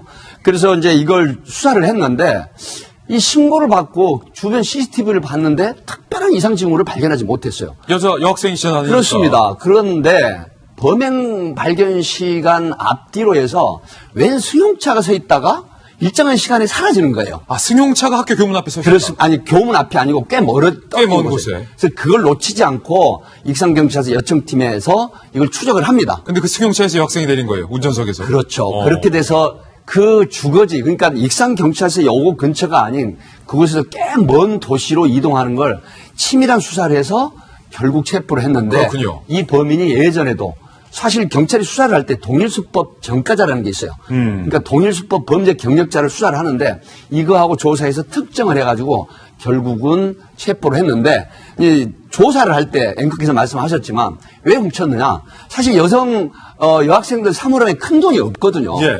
그런데 타이즈, 여학생들 속옷, 교복, 체육복 이런 거거든요, 주로. 그리고 돈이라고 해봐야 몇천 원 미만이기 때문에 그렇죠. 돈이 목적이 아니다. 근데 예전에도 같은 형태로 구속이 됐었다가 징역 집행유예 1년 6월에 집행유예 3년의 집행유예를 받은 전력이 있는 거예요. 똑같은 동종 범죄를 구속까지 했었다가 집으로 풀어놨는데 또 똑같은 짓을. 그렇습니다.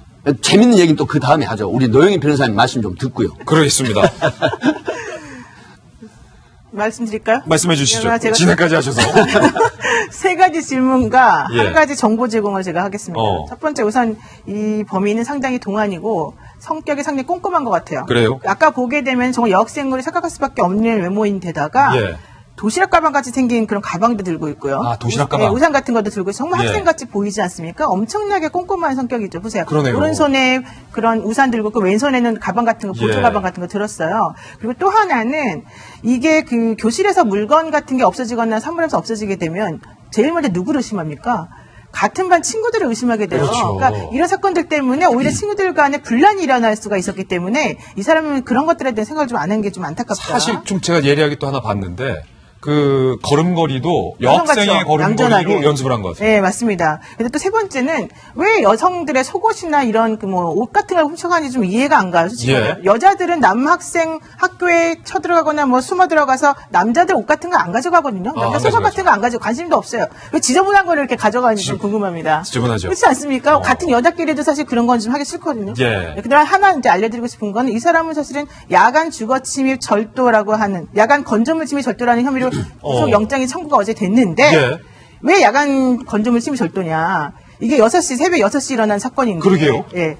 야간이라고 하는 것은 일몰부터 일출 사이를 말하는 거거든요. 해가 안 떴다. 근데 지금 이 사람이 범죄를 저지른 게 11월, 12월 이렇게 돼요. 예. 그럼 그 시간에 해가 뜨는 시간이 아마 7시 전일 거예요. 그러니까 6시 반 정도 전일 거예요. 그러니까 우리가 이런 범죄를 적용할 때도 시간을 따져요, 우리가. 일출이 언제 있었냐, 그 지역에서. 그래서 아직 일출 전이면 이걸 야간으로 보고 좀 더 강하게 처벌합니다. 예. 노영희 변호사님이 한 가지 질문을 백 팀장에게 던졌는데 여성이 남학교에 쳐들어가는 범죄는 없는데 왜 이 반대만 있느냐? 네. 답변을 드리겠습니다. 예. 경험치에 하면 패티시라고 아시죠? 그렇지 하셨어요? 패티시. 패티시라고 하고 이제 그 섹슈얼 퍼버션이란 말이 있습니다. 예. 그러니까 성적 도착이나 패티시는 뭐냐면 특정한 물건에 대해서 성적 만족을 얻는 경우거든요. 그게 좀 이것도 제가 취재를 해봤어요. 예. 근데 현재까지 경찰에서는 성적 도착이나 어떤 패티시즘 같은 건 없다라고 해요.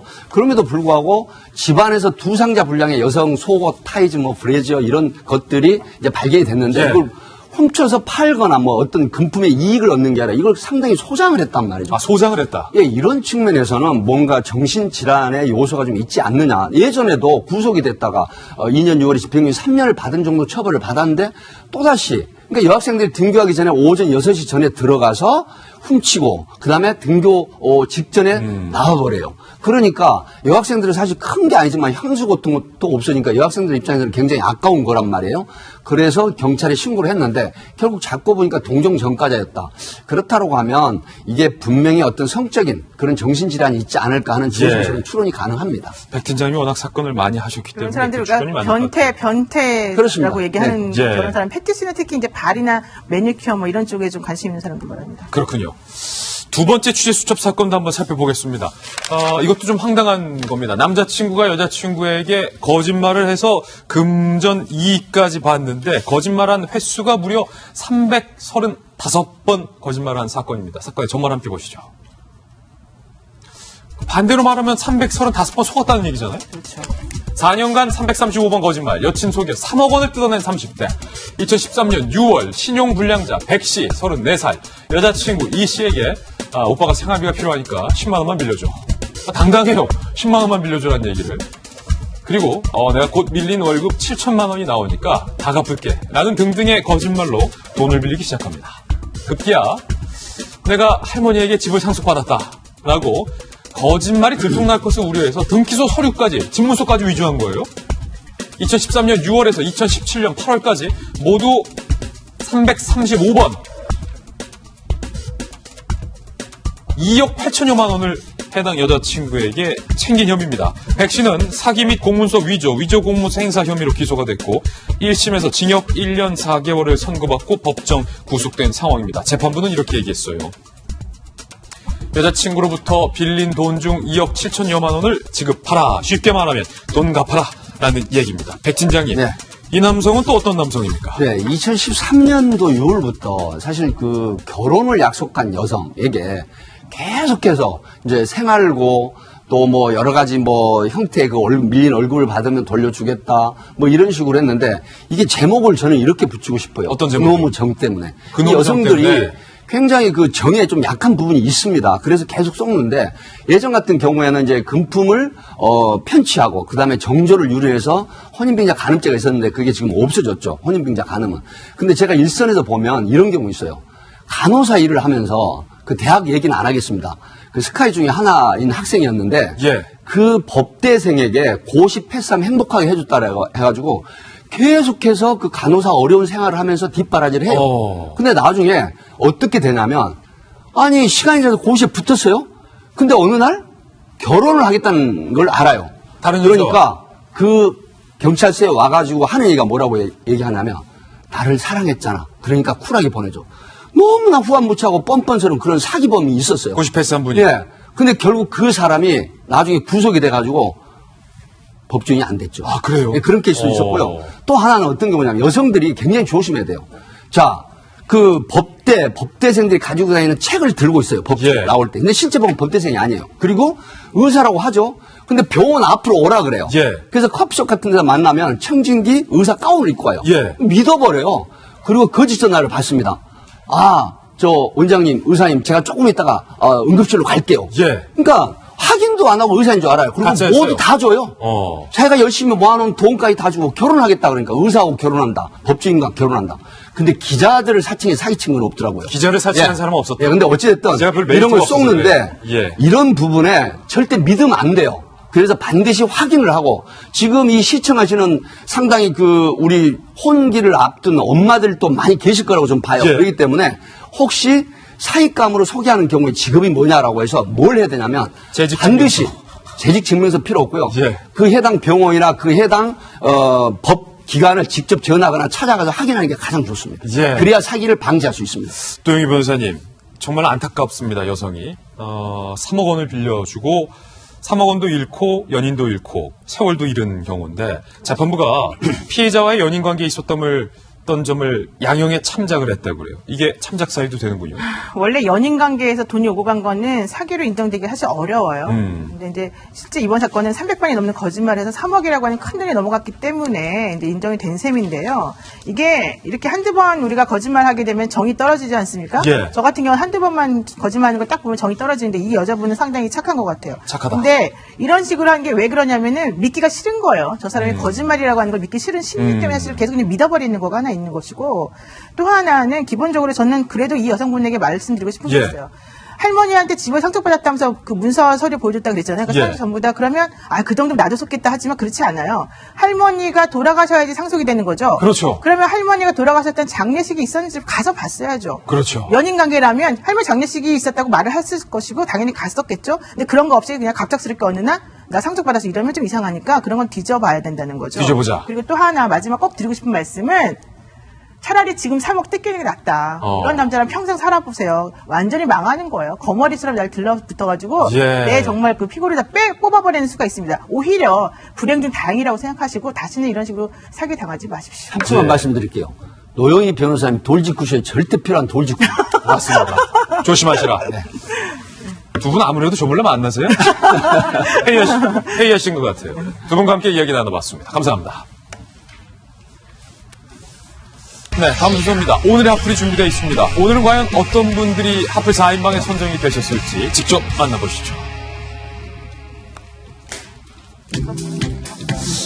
웬 인공기가 그려진 광장, 그리고 도끼를 던지는 한 여성, 김진태 안상수 의원, 산입니까 쓰레기입니까? 사진 한 장 있는데 어떤 사연인지 하나씩 소개해드리겠습니다. 경기도 안성에 있는 한 광장입니다. 그런데 광장에 깔린 보도블록 모양이 북한의 인공기 모양과 비슷하다는 주장이 제기돼서 논란입니다. 포털의 위성 지도를 통해 살펴보면 광장의 가장자리를 따라 푸른색 트랙이 둘러져 있고 붉은 빛을 띠는 중앙에는 커다란 별 문양이 그려져 있습니다. 여러분 보시기에는 어떻습니까? 이 같은 내용은 한 보수단체가 만든 게시물을 통해 알려진 건데요. 여기가 북한이냐, 인공기 모양의 시민광장이 웬 말이냐 라면서 안성시청의 담당과 전화번호도 함께 올렸습니다. 당연히 안성시청에는 당장 바꿔야 한다는 항의 전화가 빗발쳤습니다. 안성시는 곧바로 입장을 내놨습니다. 3년 전 보도블록 교체 공사 중에 중앙이 밋밋해서 별 모양을 포인트로 넣었을 뿐 인공기 형상화는 오해다라고 말입니다. 또한 공사 당시 안성시장은 새누리당 소속이었기 때문에 북한과 연관이 있다는 주장은 말도 안 된다라고 항변을 했습니다. 묘하게 논리적이에요. 그리고 항의가 빗발친 지 하루 만에 안성시가 하루 만에 교체 작업을 마쳤습니다. 안성시는 공무원들이 상당히 빨라요. 별 모양이 사라진 것 보이시죠?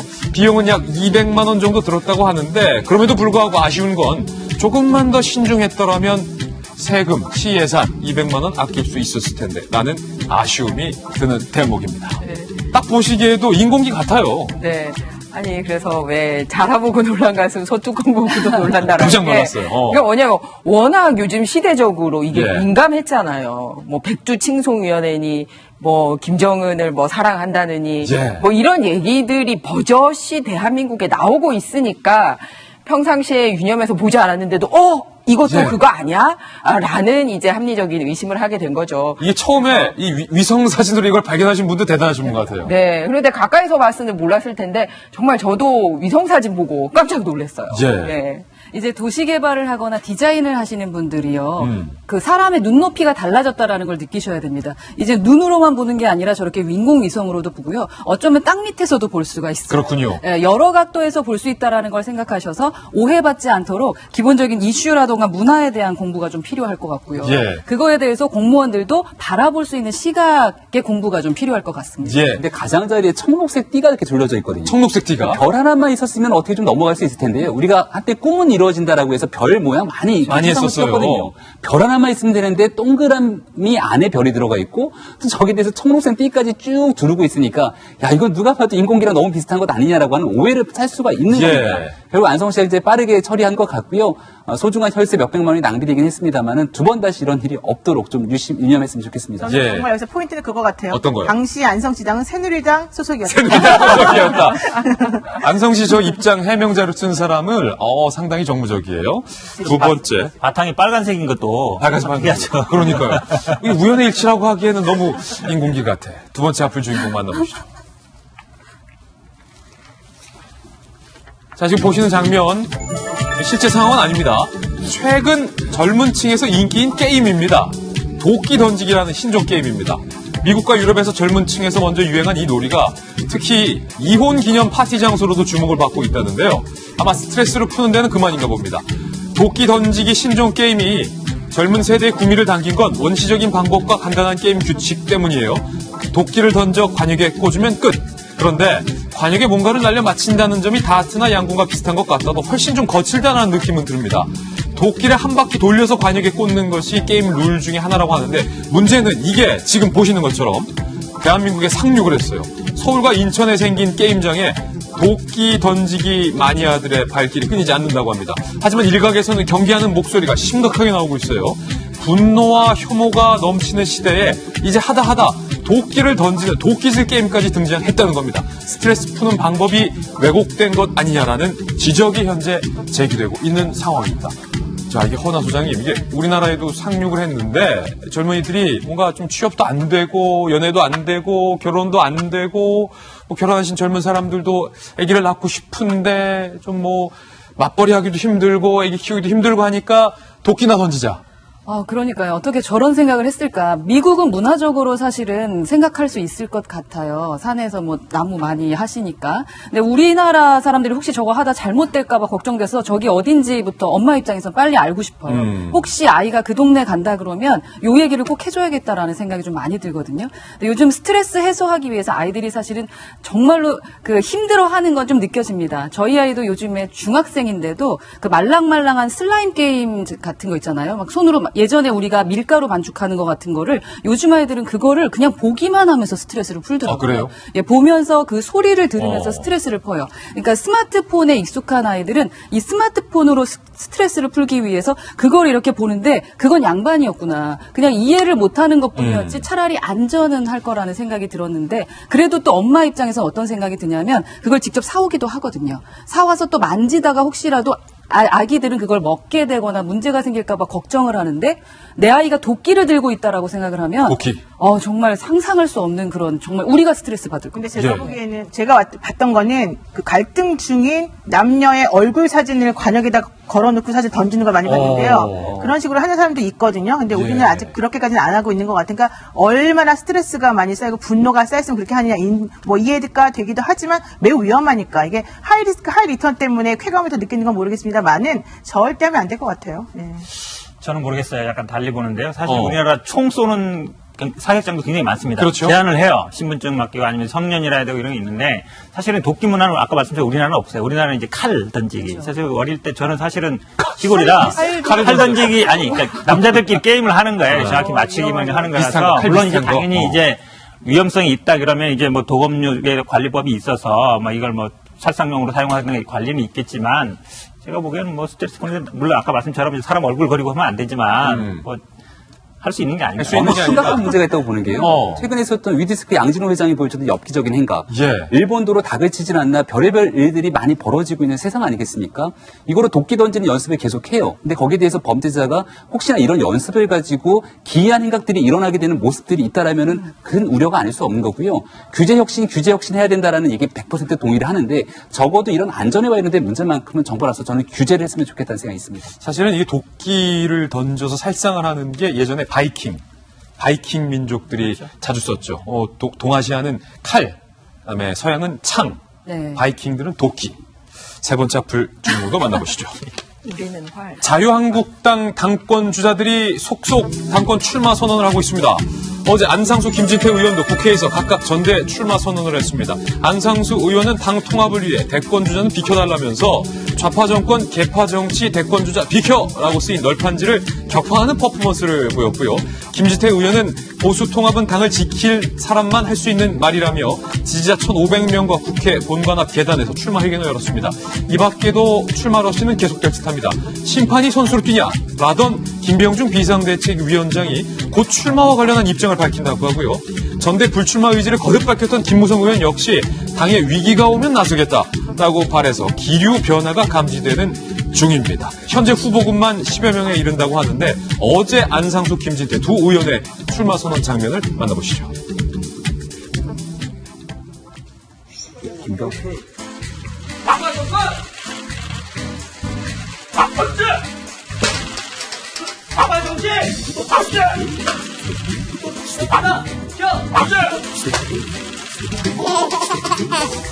말보다 한번 행동으로 보여주는 게 좋을 것 같아서 여러분한테 한번 이렇게 퍼포먼스를 했습니다. 괜찮았어요? 괜찮아요.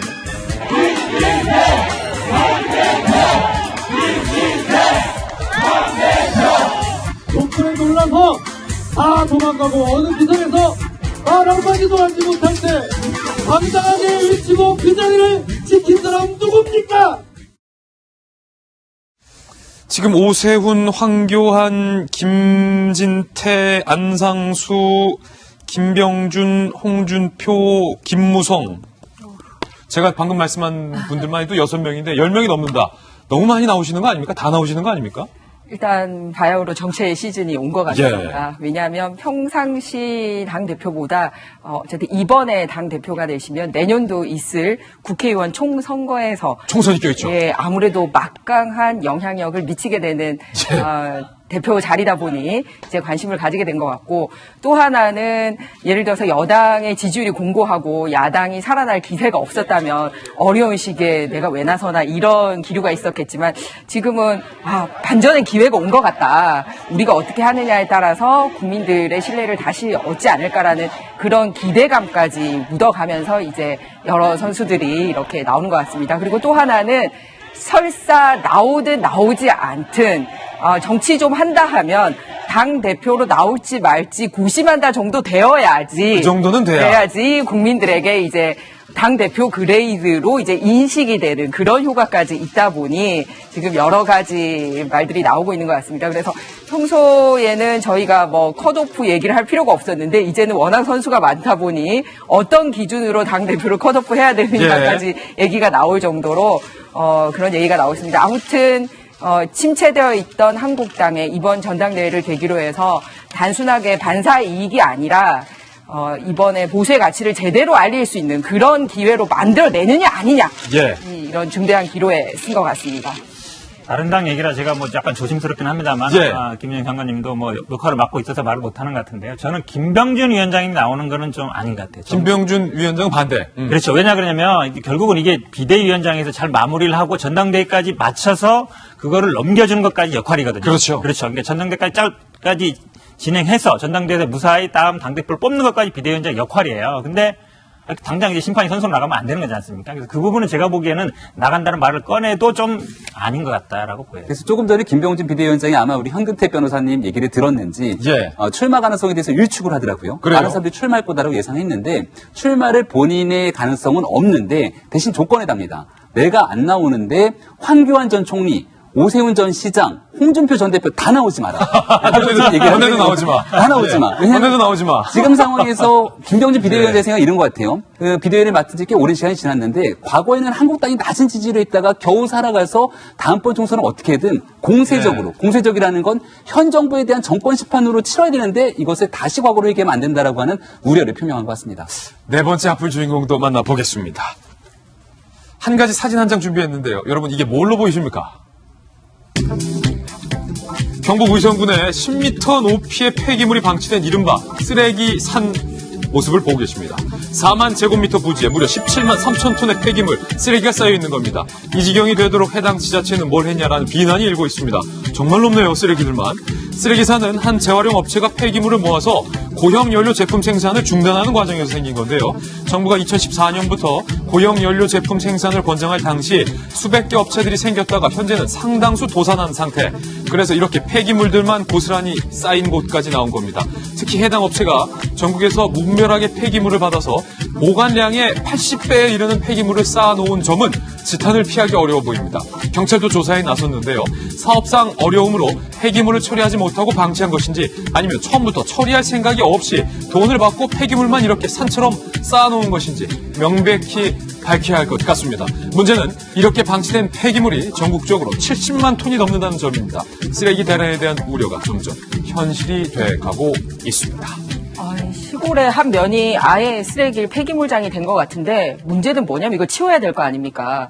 치우는 데만 지금 500억을 추산하고 있어서 이 돈을 어떻게 할지도 좀 생각을 해야 될 것 같습니다. 네, 마련했대요. 56억 정도. 예, 저희는 60초 광고 후에 오늘의 힐링 뉴스로 돌아오겠습니다. 잠시 후 저와 함께 힐링하시죠. 네, 오늘 힐링 뉴스의 주인공을 직접 만나보시죠. 우리도 참 추운데 저기도 참 추운 것 같아요. 한 모녀가 차를 타고 가다가 그만 얼음 호수에 풍덩 빠진 겁니다. 얼음 호수인 줄 모르고 가다가 그 밑이 호수인 걸 모르고 푹 빠져버린 거죠. 그런데 정말로 죽을 수밖에 없었던 절체절명의 상황에서 엄마가 정말로 초인적인 기적적인 힘을 발휘합니다.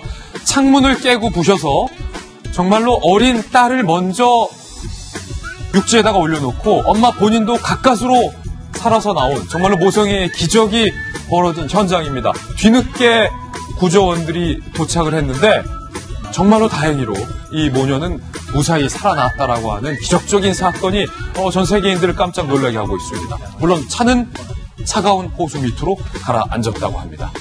역시 엄마의 힘, 모성애의 기적 대단한 것 같습니다. 오늘 저희들이 준비한 소식 모두 다 전해드렸습니다. 저희는 내일 아침 9시 15분에 더욱더 풍성한 뉴스 들고 여러분께 인사드리겠습니다.